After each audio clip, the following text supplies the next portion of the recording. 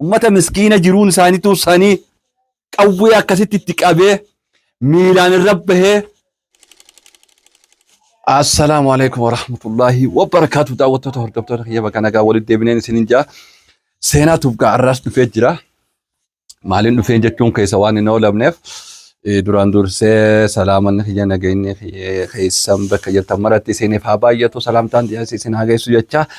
Egaa wanni har'a irraa dubbachuu deemnu dhimma biyyaati jechuudha. Akkuma argaa jirru kana guyyaa lamaan sadeen torbee kana keessa jechuudha ni dandeenya. Viidiyoolee suukanneessaa tayyoo laaltee ijaan laaluun sitti hin tolle sammuu nama nyaattuutu sooshaal miidiyaa kanarra bahaa jira jechuudha. Footooleedhaas viidiyoodhaas waan isa irraa dubbachuu deemna jechuudha. Biyya Itoophiyaa tana keessatti jechuudha akkuma Itoophiyaatti akkuma Oromiyaatti rakkoon Oromiyaa keessatti yeroo hedduu baay'attee mul'atti jechuudha. Rakkoon tun maaliif baay'attee heddummattee mul'atti? Kun tokkoffaa rakkoo nuti qabnurraa. Yoo ati rakkoon qabaatiin yoo hawaasni tokko mataa isaatiif rakkoon qabaatiin rakkoon isarra gahuu hin dandeessu jechuudha. Nuutumaatu akka saba Oromootti rakkoo qaba jechuudha. Faca'insa keenyarraa kan ka'e tokkoffaa kana jechuudha. Waldaga'uu dadhabuun gama warran daaspooraa jiru wajjin wal qabatee warra biyya bulchaa jiru wajjin wal qabatee gidduu lamaa kanatti hawaasni kan cafaqamu jechuudha. Tokkoffaan warri Awurooppaa jiru biyya saniif waa takka waan godhuu danda'u nagaa biyya saniitis eeguu hin danda'u jechuudha. Kanarraa kan ka'e hawaasni kun jaarmee tokko jabaatis qabaatee paartiin takka jabaan kayoo mootummaa kana alatti hawaasa kanaaf waa gootu ni jira hin jiru. Hawaasni keenya dirree irratti dhumaa jira jechuudha. Ammoo hoggaaniif hawaasni dhumee as bahanii dirree irraa hawaasa ammaa footoodhaa fi viidiyoodhaan dachii balleessan. Kun faayidaa hin qabu. Mootummaan biyya bulchu naannoon Oromiyaadhaa nagaya Oromiyaadhaa sabachiisuu hin dandeenye jechuudha hanga ammaatti. Nagaya Adaamaadhaatii fi Finfinnee qofa nuu himan jechuudha magaalota gurguddaa qofa jechuudha. Kun milishaan qawwee hidhatee kan mootummaan itti hidhe hawaasa ummata keenya akkas jiru san ummata miskiina jiruun isaaniitu sanii qawwee akkasitti itti qabee miilaan irra bahee muka hangana ga'u sibiila hanga kanu kanaan cafaqaa ajjeesuun kana mootummaatu itti gaafatama jechuudha. Nuti yoo warri alaa gartee faashila taane mootummaan naa biyya bulchaa jira jechuudha jira. Nagaya kan eegu eenyu mootummaadha jechuudha kan itti gaafatamus mootummaadha. Milishaan kun ergama addaa fudhatee dantaa isaa irra dhaabbatee lubbuu namaa gaaga'us kan itti gaafatamu mootummaadha. Qawween ta'e eenyuti, ilfoormiin ta'e eenyuti. Namnummaan fedhee Oromiyaa keessatti dhufee yoo hawaasa kana kan gatu ta'e kan miidhu ta'e kan itti gaafatamu Oromiyaadha. Qaama mootummaatis hin ta'in, qaama biraatis haa ta'u, shiftaadhaas haa ta'u, abbaa fedhees haa ta'u kan itti gaafatamu immoo mootummaadha. Darbee darbee wanni argaa jirru milishaa naannoo Oromiyaadhaati. Milishaa Oromiyaadhaati. Daa'ima dubartiin jennu hundaa'uun ejjeese rabbee sayaa jara keenya mootummaan dhugumatti yoo hawaasummaan jireenyi isaa akkas jiru dogoggoroo yoo qabaate seera jalaan oolchu waan addunyaarra hin jirre qawween akkasitti qabatee hawaasa walitti baasee ajjeese jechuudha. Viidiyoo waraabaa footoo kun ergama addaa qaba jechuudha. Kun siyaasaa alarraa fudhatee dantaa isaarra dhaabbatee waan kana kan hojjetamu waan hojjetameetutu tahuu isaatu nama mul'ata jechuudha. Malee namni tokko milishaan tokko hidhataan tokko mindaa mootummaa nyaataa ergama mootummaa itti kennite fudhataa kana ni raawwata. Lama ni raawwatuus ni danda'ama. Maaliif biyyi Itoophiyaa sun kaansariin Itoophiyaa sun keessaan kalee isaa sun keessaan dhumne jechuudha. Hatta mootummaallee san qabu. Amma hawaasni kheer waajjira isaanii dhaqee itti himata. Deemaasi jedhanii ari'an akka jaldeessatti. Hawaasa san gasilaa gabbahanii dubbisanii galchuufii qaban. Tasgabbeessuu qaban. Gaafii isaan gaafatan sanis akkana isin goon akkana goone jedhanii silaa tasgabbiidhaan hawaasa kana odoo hin jeeine odoo hin aarsine akka sareetti akka jaldeessatti waajjira isaanii duraa koo warrummaan silaa aangoo gurguddoo jiru akkasii hawaasa kana ari'a jechuudha.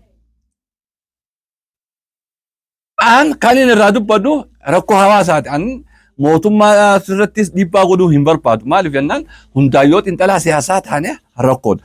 Nuti mootummaan keenya jennee biyya bulchaa jira jennee mootummaan kun haawwanna ta'uudhaaf siimite kan irraa dubbatu deema. Maaliif rakkoon kun tahaa maaliif eega wanni sun tahee seeratti maan dhiyaatiin uummanni sun yeroo inni warri gartee waan kana raawwate uummata irratti waan kana seerummaan mootummaadhaatu tokko qawweedhaan battalan nama ajjeesaa jiru ni jira hin jiru. Namni tokko yakka dalaga inni dalaga yakka san seera jala galeeti itti gaafatamuu qaba jechuudha. Seeraan itti gaafatamuu qaba. Odoo gartee qeensa irraa hin cabne sa'a 24 keessatti gaba seeraa dhiyeessuun isaa irra jira jechuudha. Kanaa jechuudha. Dhalaatti akkas godhuun qawwee manguddoo amma jaarsa tokko fa'aa hoonna jeesii akkasiin lafarra ciisee hoonna ja'a. Hoggaan argu. Mee jireenya jaarsa sanii ilaalaa jira kenna. Milishaan Oromiyaadhaa uummanni kun uummata isaati moo uummata naannoo biraa irraatti fidanii bulchaa jiraniin nama jechisiise jechuudha. Uummatuma ifii keessaa bahe uummatuma kana keessaa bahe jechuudha. Qawwee akkasitti itti qabee seeraan akka seeraatu kabajne inni seera kam kabaju? Seeraatiin kabajeen kan inni kabaju kami? Saboonni biraalleen Oromoo biyya bulchaa jira jee uummata kana Oromoo irra wal jaaree naannoo adda addaatti Oromootaan miidhaa jira jechuudha. Sababa agartee badhaadhinni paartiin badhaadhinaa biyya bulchaa jirtu. Paartiin badhaadhinaa kan biyya bulchaa jirtu Oromoo irraa dhibbaa dhibbatti daangaa Itoophiyaa irraa hanga masaraa mootummaadhaatti namni biyya bulchaa jiru Oromoodha. Kan qawwee hidhatee yeroo ammaa tana Oromiyaa keessatti nama gatuus Oromoodha. Kana uummanni Oromoo amanuudha qaba. Kana uummanni Oromoo kan gartee bilisummaa dhajee gaara galee as deebi'eetuma Oromoo gata. Kan gaara Suudiidhaa dallaalaan gartee asii nama ufuus Oromoo tana gata dallaalilleen. Sarabbiin maalii walirra nu kaa'e yaa akhi? Sarabbiin maalii walirra nu kaa'e? Rahmata Rabbii maa walii godhuu dadhabne? Kun nama gaafachiise jechuudha. Dallaalallee uummatuma saamii jechuudha. Dallaalalleedhaatu uummata saamii jechuudha. Maalayyaa kan hidhate qawwee hidhatee gartee seeraan gartee biyya bulchaa jiru jechuudha. Akka fedhee nama godha jechuudha. Sarara akka gibira fidaadhaan uummata wareessan. Uummanni kun kanuma ammaas uleedhaan tumanii gibira irraa guuratan. Kanuma ammaas as deebi'anii akka fedhan qawweedhaan ajjeesan. Milishaa Oromiyaadhaati kan hunda godhe poolisii Oromiyaadhaati. Hoggaataan shiftaadhaan nama ajjeesee jiran shiftaan nama ajjeesu san isinii itti gaafatamummaa fudhachuu qaba kan biyya eegu isini. Arra hoomaal jettan ergama addaa fudhateettan ergama addaa fedhuu waan fedhe fudhata fedhuu namni biraa isa duuba fedhuu bosona galee uummata nagaya kan eegu mootummaan nagaya Oromiyaa kan eegu mootummaan nagaya biyya sanii kan eegu mootummaan kan hunda fudhachuudha qaba jechuudha dhibbaa dhibbatti. Abbaan fedhe nama hatee abbaan fedhe nama ajjeesuun mootummaadha kan itti gaafatamu biyya eenyu kan eegu mootummaadha. Hawaasni kan moggaataan gibiraan gartee gibirri caffee Oromiyaa keessatti hektaara tokkorra 400 moo maali akkasi katabamee jiru keewwata irratti. Uummanni kun kan moggaataanis gibira 10,000 hanga barbaadan saamtanii irraa fudhattan. Jireenya mataa dhuunfaa mataa keessanii hooggantoonni Oromiyaatti wayyeeffatu jechuudha. Silaa uummata kana gad deebitanii laaluu qabdan kan naannoo Wallaggaa irraa buqqa'ees maalayni walitti qabama waan hundinuu uummata kana tokko guyyaa tokko hawaasni itti gargaaramee hin beeku. Hawaasa irraa saamuu qofa irraa guuruu qofa. Hoggaa fadhaanis qawweedhaan gad deebi'anii gatuu. Seerummaan qotee bulaa keessaa qotee bulaa waan fedhe haa ta'u uummanni. Gataa jiru hin jiru jechuudha hin jiru kun. Seeraaf dhiyaatu qaba namni yoo yakka ajjeesee nama ajjeesee seera jala ooluu qaba. Namni kun yoo kallattiidhaan nama ajjeesee kallattiidhaan mootummaan achitti ajjeesaa heera kamijjee keewwata kamirra jee hin jiru jechuudha. Hin jiru jechuudha kun. Uummanni kun kanuma du'a kana qofaa miti uummanni rakkoo adda addaa jira Oromiyaa keessatti. Amma kaleessa yaadataan nama hanga tokkoo fi gartee jimaa isaa irratti dalaynayanii Harargee gabbu'an obboleessa Shimallis kenname jimaan. Wantuma hawaasni gartee silaa daldalee irraa jiraatu ittiin dhiisan mootummaadhaatitu irraa jiraatan hawaasni hiyyummaadhaan jiraata. Arra jimaan Harargeedhaa kan daldalaa jiru obboleessa Shimallis. Yoo hawaasni waan takka ka'ee godhannee jireenya kanaan if jiraachifne kan mala qoonquma garaa kanaaf jiraachifne ittiin dhiisan.